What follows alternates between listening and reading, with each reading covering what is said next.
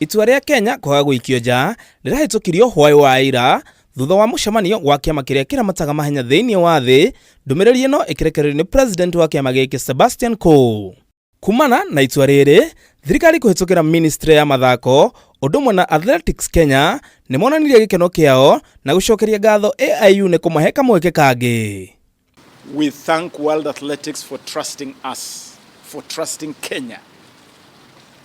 We thank World Athletics for agreeing to the commitment made by government jointly with Athletics Kenya. We want to thank World Athletics for also committing the Athletics Integrity Unit to work with us. Tuwei no gereire ati nimekwambika mibango itiganite ica ikuhi ya kuhurana na ndamathia ya uhutheri wa dawa cia kurirukia icoka. Riri mwaka uyu tu a Kenya maranyitekanire na uhutheri wa dawa ici. They are going to support our programs through Athletics Integrity Unit.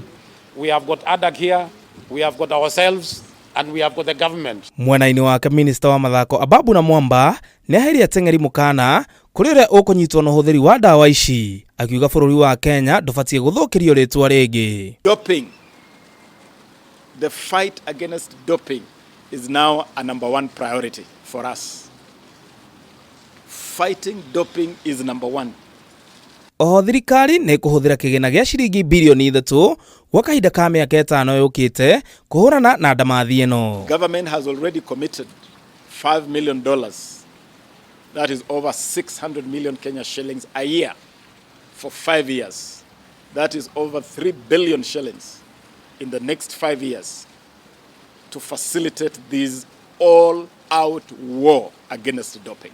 Kenya ikoretwo igitugata mahenyaini gwa kahinda ka miaka 72 na gutamburikana ituri-ini ciothe cia thi, na thirikari ndikwirorera ritwa ria bururi guthuka ni undu wa namba nini na iria irenda gukungia wara. Our athletes that every time you race in the Kenyan flag, you are representing a very proud heritage. Itua ria AIU riukite thiku nyinyi thutha wa Kenya kuhererio mukana ni FIFA na gwitikirio gucokereria gutugata hambatano iria imatagwo ni kiama giki gia FIFA. Handu-ini ha metha ya mathako ya Kameme TV, ritwa riakwa ni Ng'ang'a wa Nyokabi.